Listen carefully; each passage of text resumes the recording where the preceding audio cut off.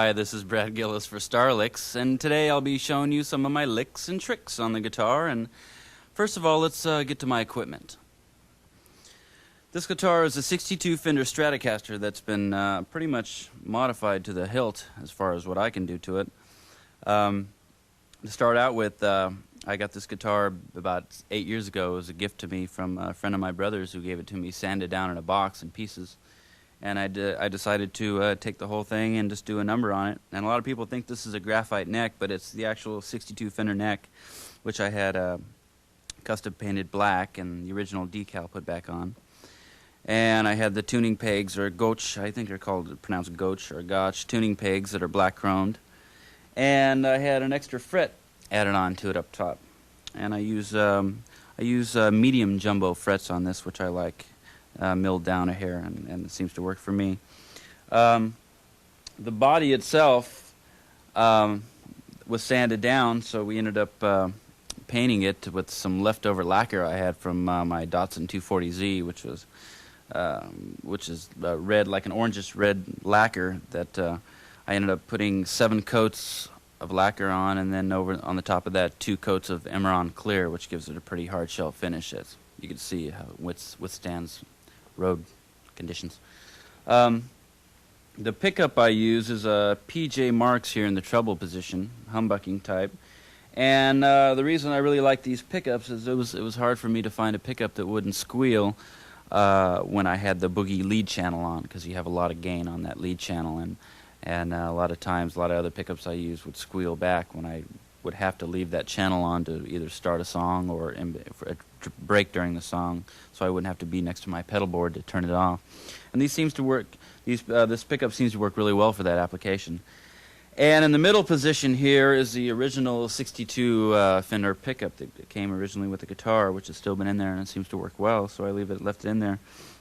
And in the neck position here is a stack pot Seymour Duncan that gives me a nice warm tone for that position and for the songs I use it on. I use the original old Floyd Rose that Floyd used to make in his garage many years ago when he first started out. And in fact, I actually mailed away to his house to get it, and talked to him over the phone when he was first starting out. And when I got it, I ended up getting it black chromed, and the chrome has worn off pretty much since then, but it works really well for me, and I've used other Floyd Roses before, and this one seems to hold up the best. And so that's what I use on this guitar, along with the nut, which is the original nut that was black chromed, and that's wearing off too. I put these custom knobs on and had these and the regular 5-position switch, which wasn't original on the guitar, but I had put in with the regular, first position for this one, for this pickup, and in the middle, out of phase for these two, and in the middle straight for this one more out of phase for these two, and all the way over for this one only.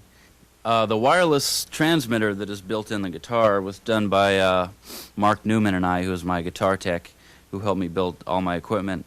And what we did was we took apart the 700 system and pretty much dismantled it out of the case and built it under this area right here. We had to do a little bit of routing to get that in there. And wired the on and off switch to this type switch, which is a locking switch unless you lift it up to pull it over, and then that keeps you from accidentally turning it on and off. And we built that in for the switching on and off, and the LED light here to let me know when it was on or off or when the battery was going dead. You can tell by the dimness of the light.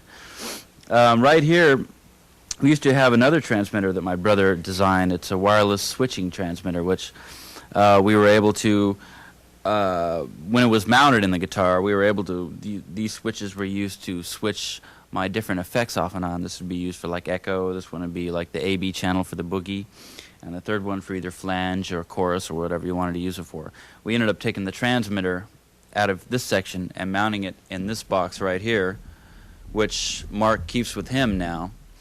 And if I'm away from my my footboard here, if I'm too far away on stage and I can't get back to it, Mark would switch this, like the lead channel off or on, or what had to be done if I wasn't near it, because he knew all the cues.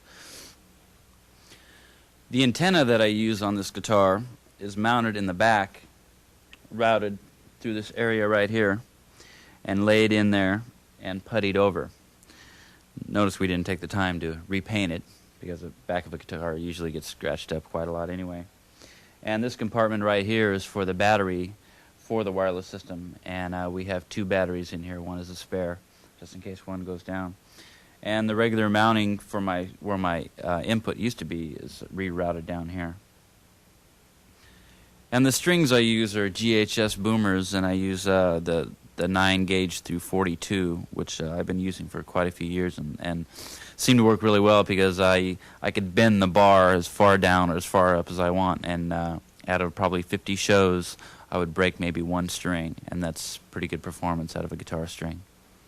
And the guitar pick I use this is a Dunlop light gauge pick. They have 3 different gauges. I go for the light one, which really isn't light. It's more of a medium, or a little heavier than a medium, 3-sided stainless steel. And they have a lot of flexibility, and they give me a little more brightness pulling it out of the strings. And they never break, and they seem to work really well for me. The amplifiers that I use are Mesa Boogie amps, and I've been using them for quite a while now, quite a few years in fact, and I've kind of grown with the company. I use the Simulclass models, and these seem to be the most reliable, and they got the best sound. And which is the sound I use on record all the time and live.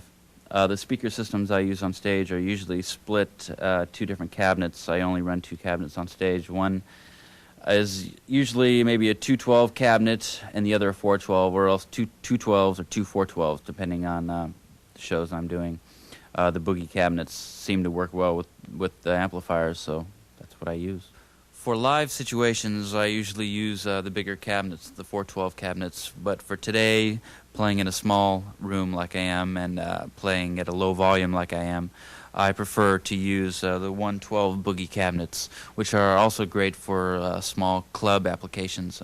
Running maybe 2 of them split through a chorus at a club or a small gig is a great sound to get, and I recommend it highly.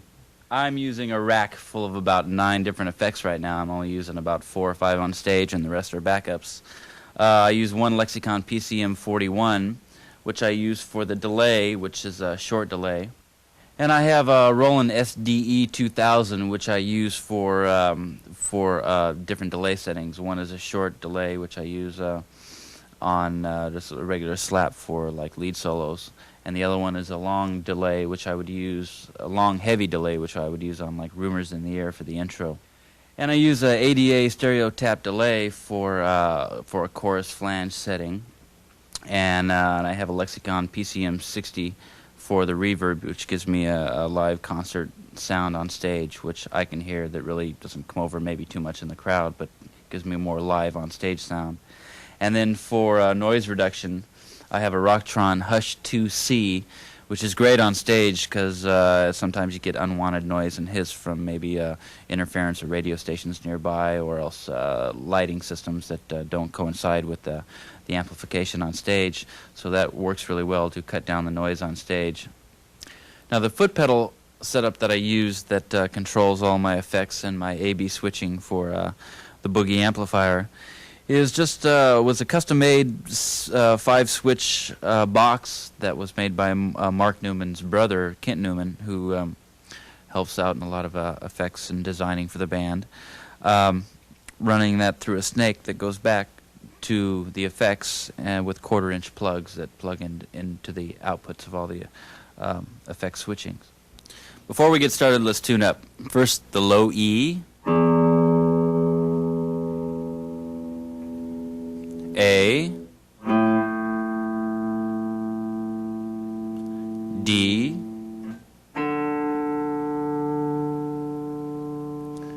G,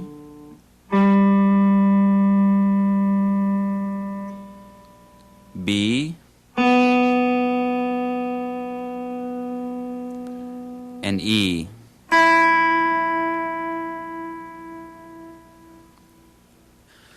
First, let's start off with a solo off the first album, Don't Tell Me You Love Me. Now, I'm going to split this in half, and first we'll start out with the first half.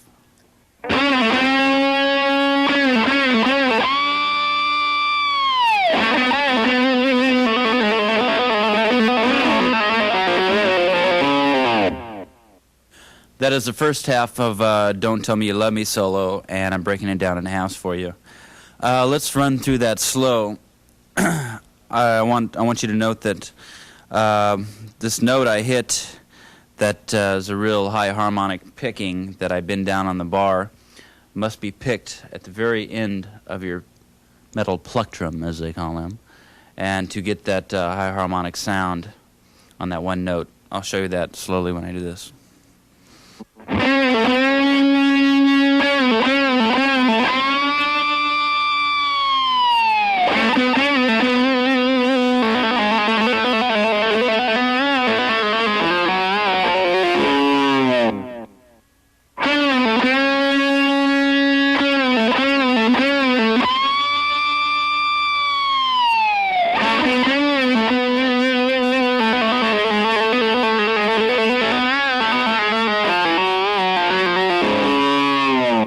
And now lick number 2, which is the second half of the solo in Don't Tell Me You Love Me.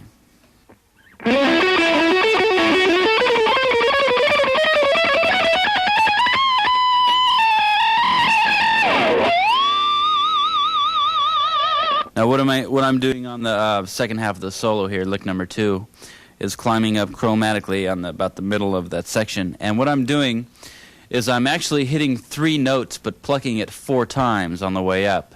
It's like a da-da-da-da-da-da-da-da-da-da-da-da, but I'm actually hitting only 3 notes.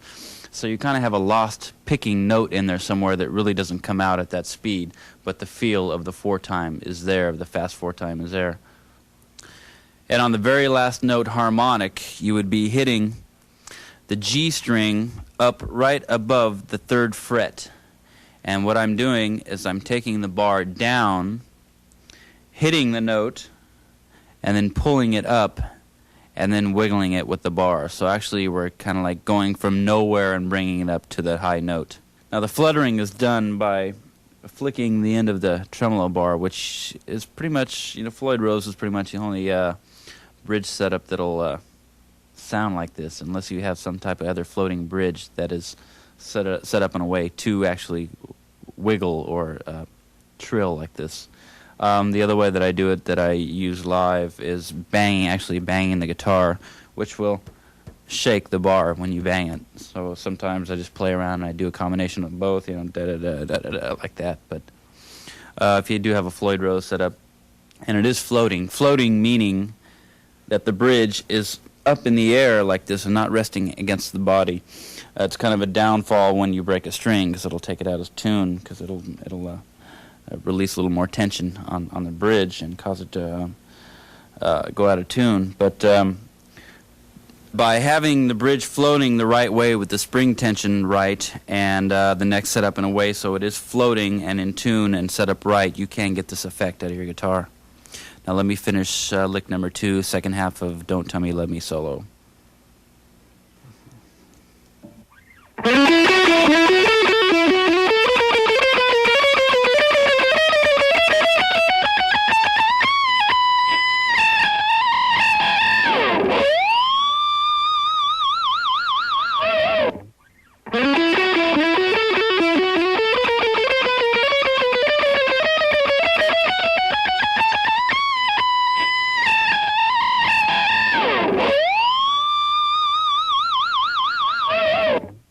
And for lick number 3, I'd like to show you the intro lick on Don't Tell Me You Love Me, which on your guitar you would probably want to have a cleaner setting, which I use it on my middle pickup and a little bit of chorus added onto it, and pull my volume control back just a tad, about down to 9. And it sounds like this.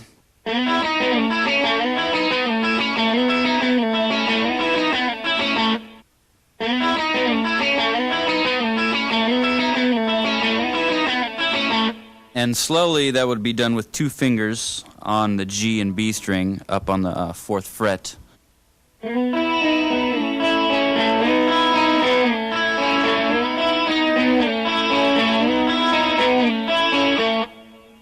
And for lick number 4, I'd like to show you my part in the ride out of Don't Tell Me You Love Me. Now Jeff Watson, the other guitar player, would be playing the harmony over this, but my part is an octave part, and it goes something like this.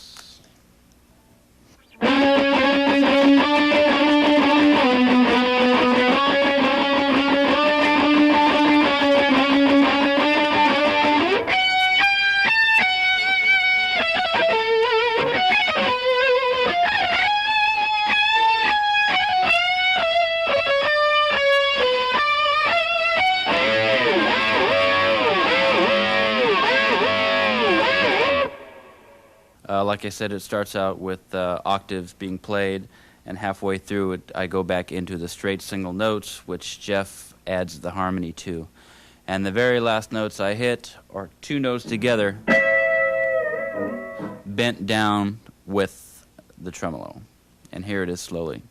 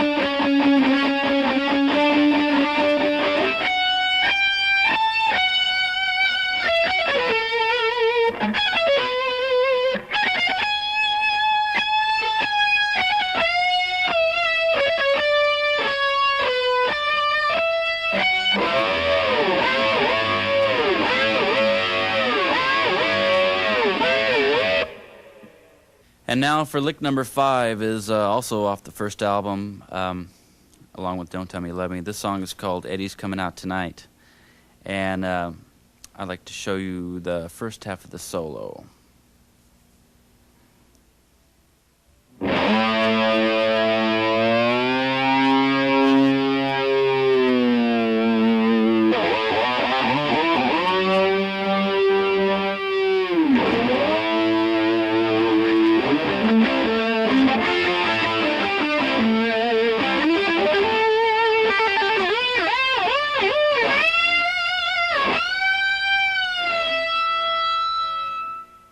On this solo, I'm incorporating a lot of bar bends, especially on the first note, bringing it up from an A to a C, just by hitting the note by itself and bending the bar up, bringing it up to the C. And then after that, I'm incorporating downward pushes on the tremolo bar and bringing them up to the regular notes. And later on through the solo, I'm using another bar technique by bending the bar down and bringing it up to its normal position and going up frets on the one string there, which gives it the effect which I'll show you now.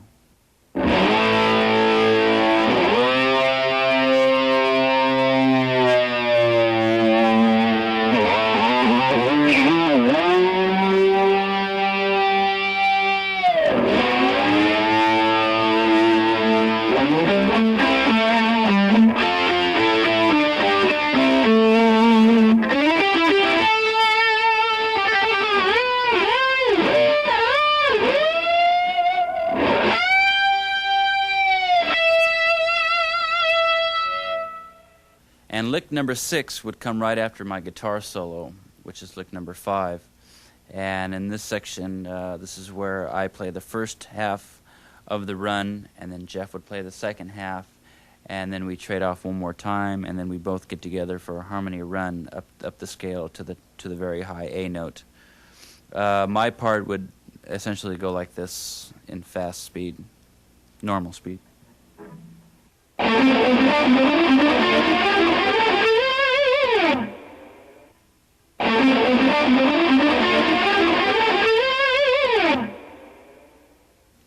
And at slow speed, that one part would go like this.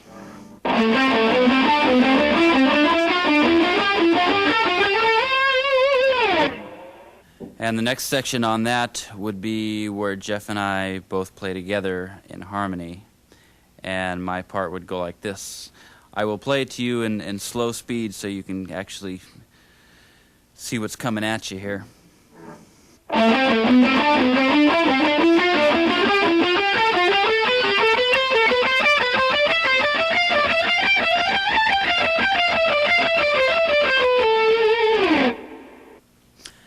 for lick number 7 is a song called Night Ranger off the first album, Dawn Patrol. And that is also where Jeff and I trade off on lead solos.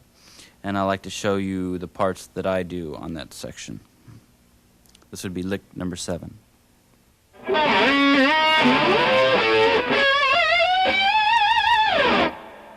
And playing this for you slow now, what I'm doing is I'm hitting one note down here on the B string, and then when I go up top, I'm actually hitting 2 notes on the G and B string, and it goes like this in slow motion.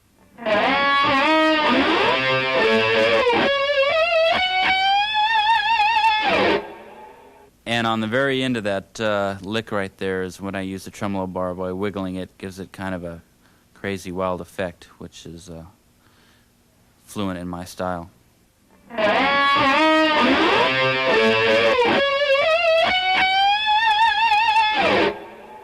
And for lick number 8, I like to play the second half of my solo in that song, which goes like this.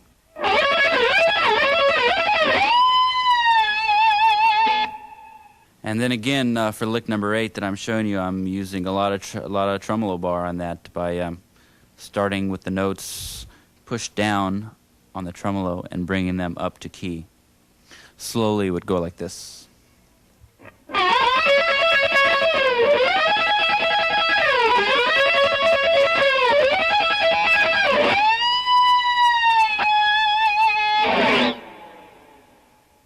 And for lick number 9 is also off the first album. The song is called Penny, I Got Your Number.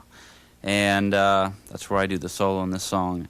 And it starts out with a harmonic, very, very long, high bar bend. First of all, I'll show you the bend, and then we'll go into the lick itself.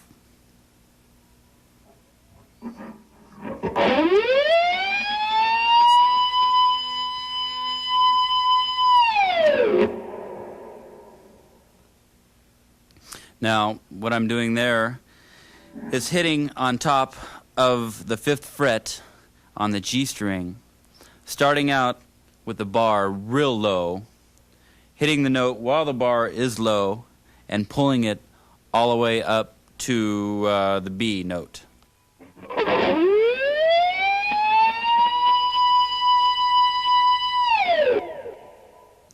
And now the rest of lick number 9, I will play the whole solo, and then we'll try it slowly.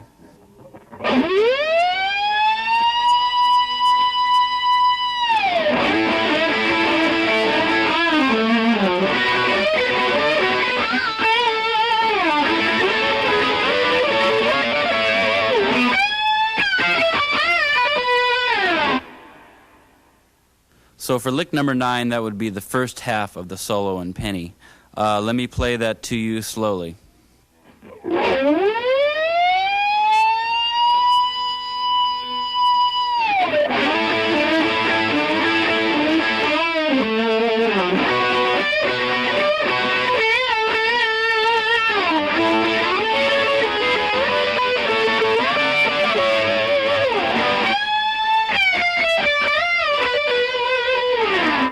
And for lick number 10, which would be the second half of the Penny solo, I'm using the bar again, and what I'm doing is the same double notes that I was hitting earlier.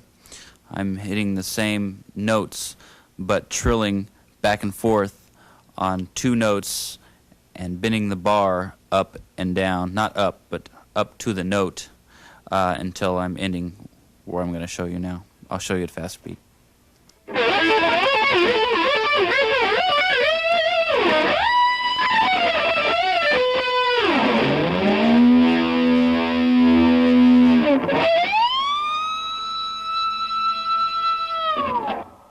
Now, lick number 10 slowly. Like I said, I'm incorporating the 2 notes I was hitting earlier into trills, and I'm going up and down the fretboard and using the bar slowly. It would go like this.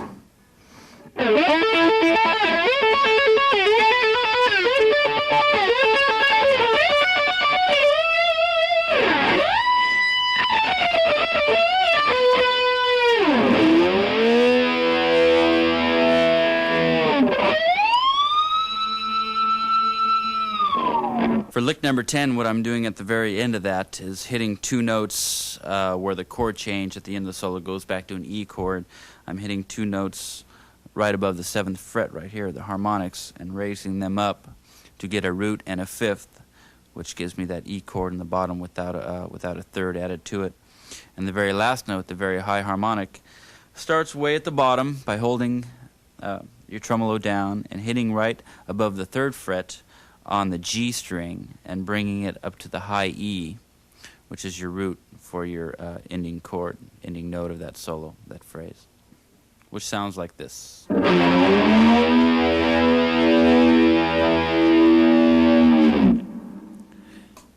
And the second note, the very last note of the solo, would be that G harmonic bend, which would sound like this.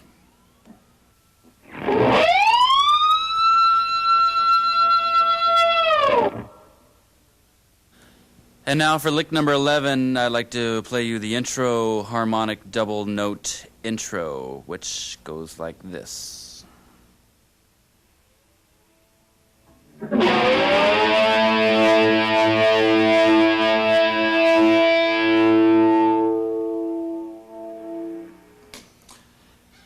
And basically that just feeds right into the intro guitar lick that Jeff does, which I'll show you right now for lick number 12.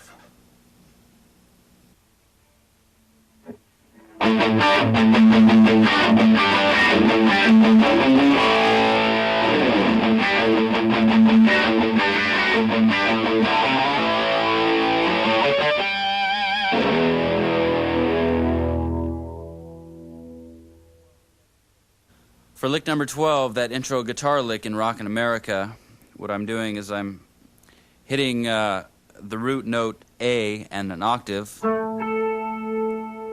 like that, with a fifth on top, or in the middle, I should say. And by bringing it down one step, whole step, that's where you start out crunching the A note and playing along with half step down, which would be a G over an A bass. And basically the only change that's done in the chord segment right there is with the little finger bringing it down, which is your high octave of your A, bringing it down a half step, high octave to the G because you're down a whole step, is bringing it down a half step to an F sharp. So basically it would sound like this slowly.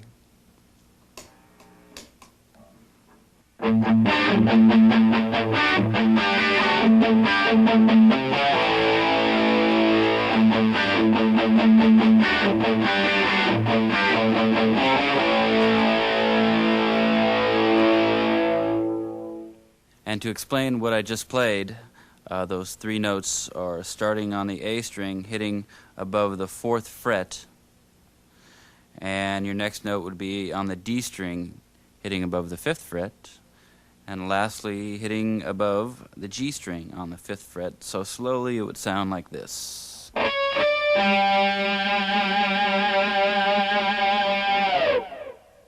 And for lick number 13, I'd like to show you my guitar solo on Rockin' America, and I will split it into two sections.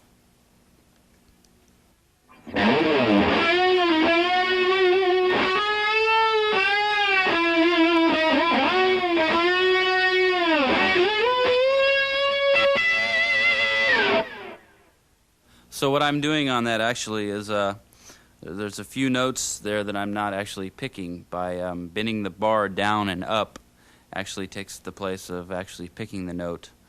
So you actually run one note into another, and you get that slide feel, that feel in that section.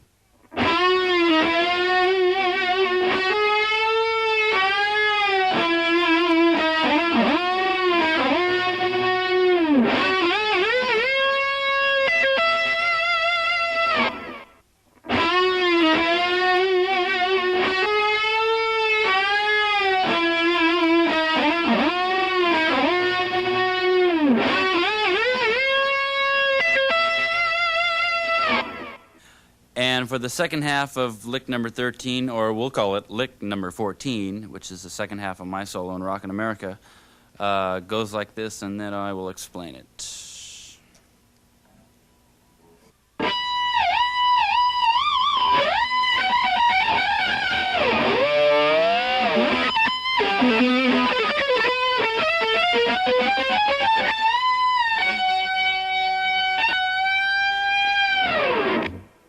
Actually, what I'm doing on that first harmonic there is I'm hitting right above the 9th fret on the G string, which gives me a high B harmonic note.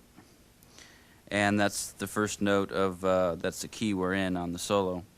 And what I'm doing is hitting the note, bringing it down and up in the pattern that's making that sound. And slowly that one part would go like this.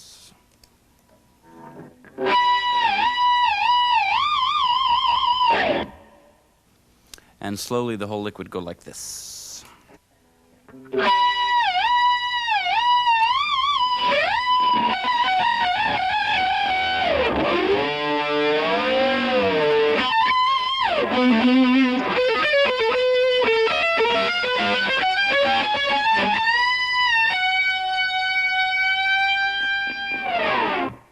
So basically what I'm doing is I'm using the fluttering technique up here with the bar and that section, hitting 2 notes down here above the 7th fret to get the double note harmonic pull up in that section, and chromatically on the end raising up those 2 notes on the B and E string, going back and forth with that section, and ending on a high F sharp and bending it up to a G, going into Jeff's solo, like this.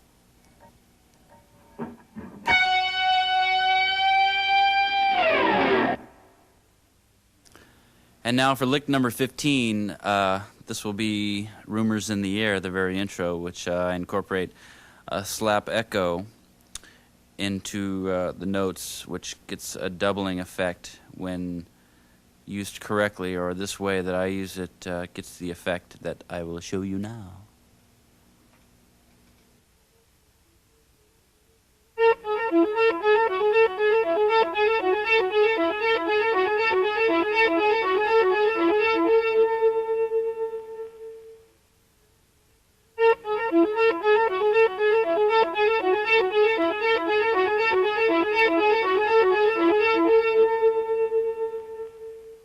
Okay, for lick number 15, the Rumors in the Air intro right here, actually what I'm doing is I'm incorporating a volume control on every note I hit and single notes on the other hand, the playing hand. Now, actually, without the echo, slowly it would sound like this.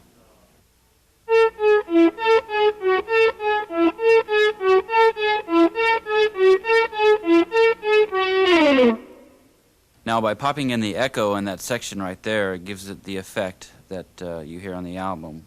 So I'll play it without the effect, and then I'll pop on the echo, and you can hear the difference, how it brings everything together right there.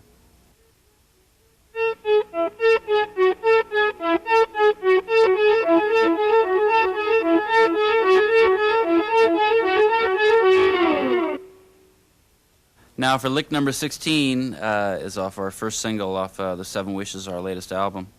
And that song is Sentimental Street, and that's where I play the solo. And it kind of goes like this at regular speed.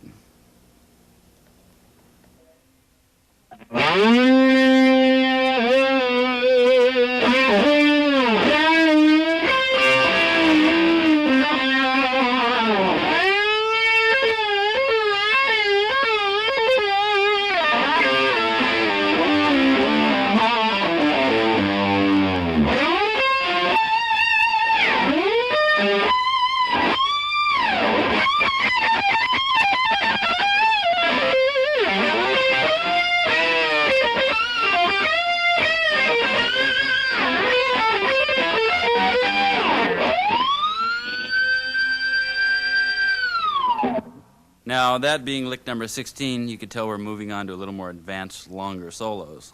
I'll break it down for you.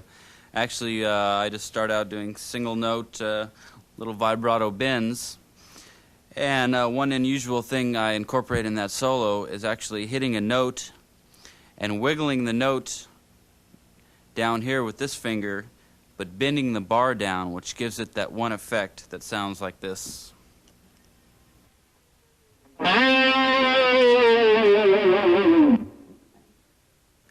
And the next area inside that solo that we could look into is where I'm hitting a note and bringing it up and hitting another note on top and bringing it back down with the bar. So actually what I'm saying, I'll play exactly what I mean.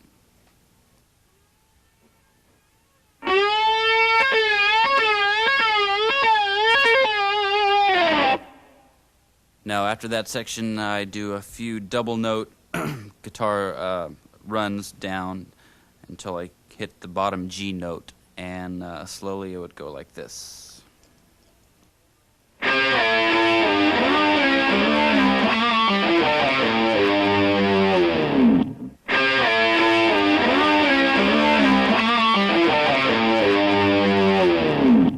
And now for lick number 16, I'll finish the Sentimental Street solo from where I left off.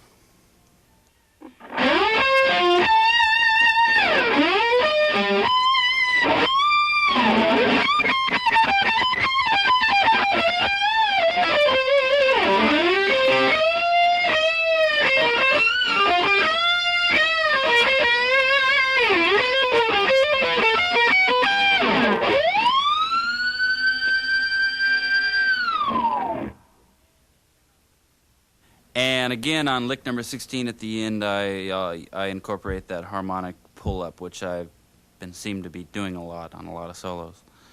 And that, again, is on the G string off the 3rd fret, starting at the very bottom and pulling up to the high G.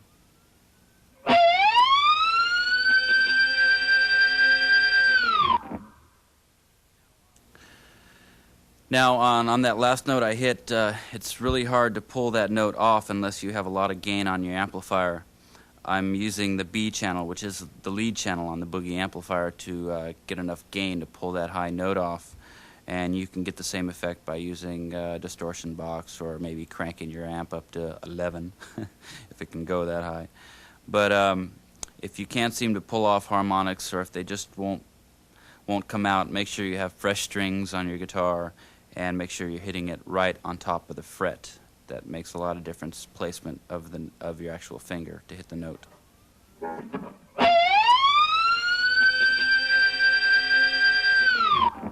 Okay, for lick number 17, there's a song off Midnight Madness album. It's called A Touch of Madness. And first of all, I'd like to play a couple things off that.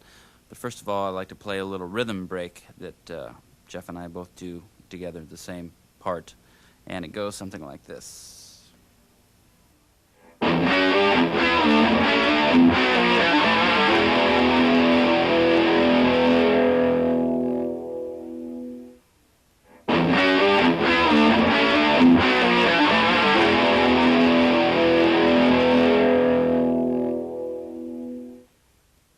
Okay, that little rhythm break there incorporates 2 notes and hitting your low E in between each time.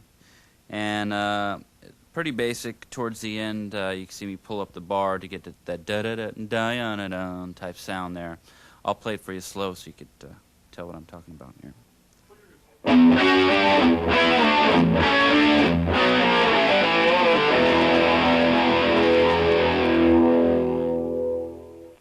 Okay, for the second part of lick number 17 is the solo that Jeff and I both do in harmony, octave harmony. He plays the high octave, I play the low octave. It kind of goes like this at speed, normal speed.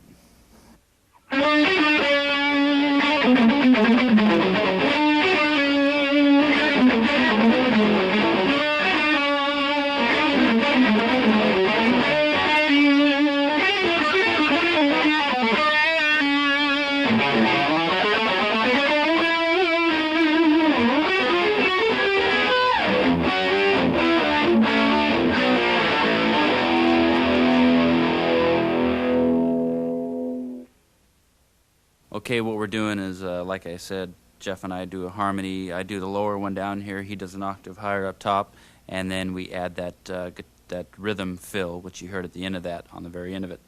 Now slowly that lick would sound like this.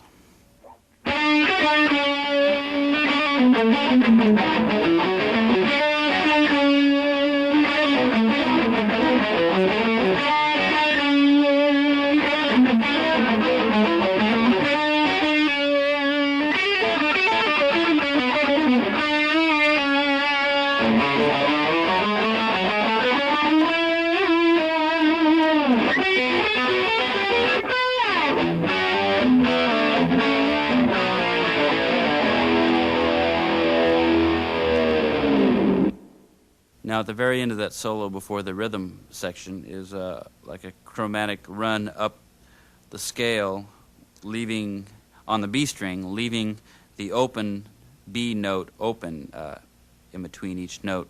So basically it would be like this.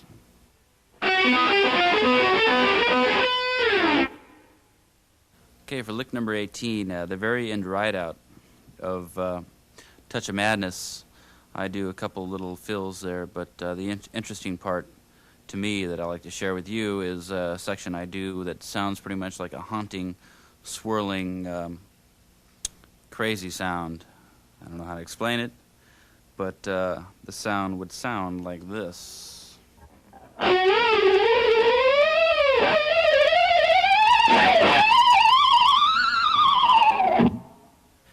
So actually what I'm doing there is a succession of 3 harmonics and using the tremolo bar in a way to bend down and up and wiggle at the same time and still hit the harmonics with your left hand. The first harmonic you would hit there would be above the 7th fret, and you would take the bar low and bring it up and around until you go back down, and then hit above the 5th fret, go down, shake it up, around, back down, then hit above the 3rd fret, and do the same. So slowly it would sound like this.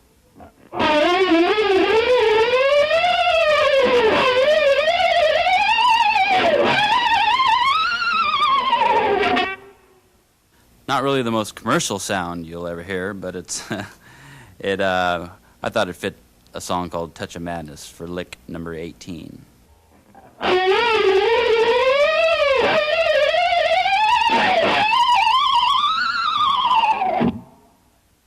Okay, for lick number 19 is something that isn't on any of the albums that I was fooling around with one day, and I thought I might share it with you. It's the sound of a Ferrari. And the sound of a Ferrari, and then downshifting after 3rd gear, let's say, huh?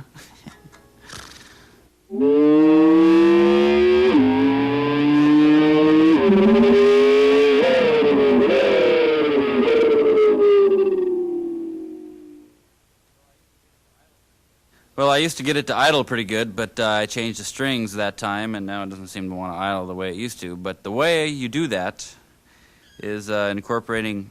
I don't use any echo on that because echo seems to put too much into the sound and go away from takes the main tonal effect away from the sound. What I do is I hit the 2 strings above the 9th fret, the E and the A strings, and you just tap them like so and hit them with your volume control off like so, and you have it ringing right now.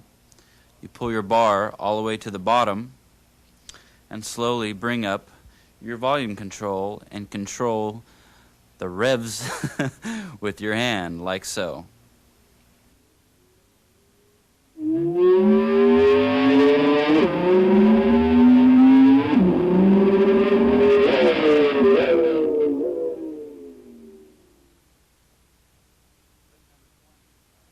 Lick number 20, I like to do one of my favorite solos, and I feel like one of the maybe tastiest solos that I put a lot into is Sister Christian. And I'll play the whole solo for you, and then I'll break it down.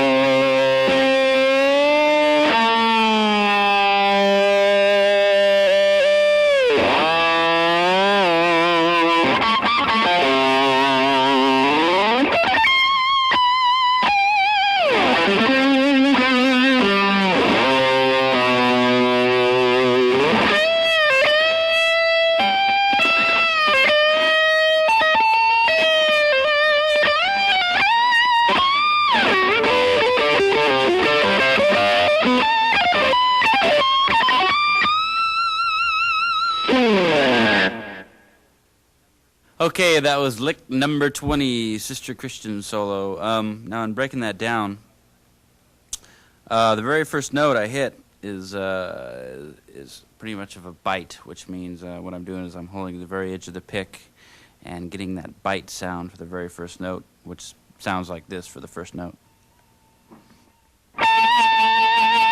And the next little trick I do in there is a bend up on one note and hitting another note while the bar is bent up and bringing it back down. So I'll play up to that point slowly.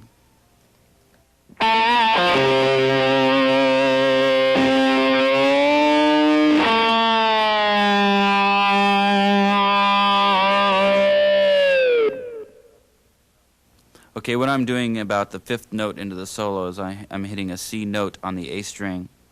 I'm tapping that string, the A string, an octave higher on the C right here. And by tapping it brings out the octave, and then I pull it up on the bar, which raises it a whole step to a D. Now I place my pinky on the D string on the G note. Now since the bar is already up a whole step, that means when you're actually hitting a G right here, is you're actually getting an A note out of it and bringing it back down to a G. So roughly what it sounds like this.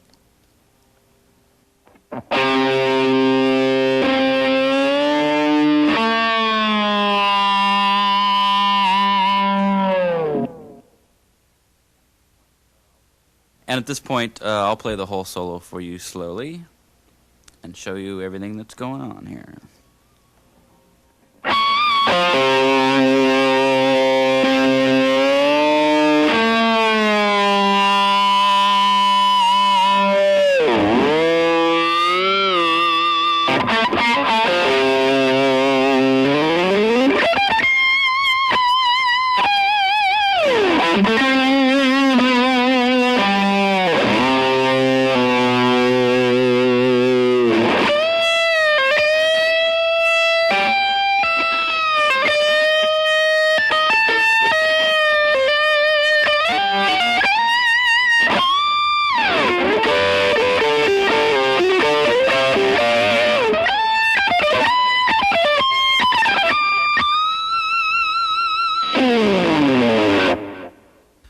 Well, this is the close of our Star Licks tape number 1 from me, Brad Gillis, and I'm happy to be up here sharing my licks and riffs with you, and I hope it could hopefully do something for your career.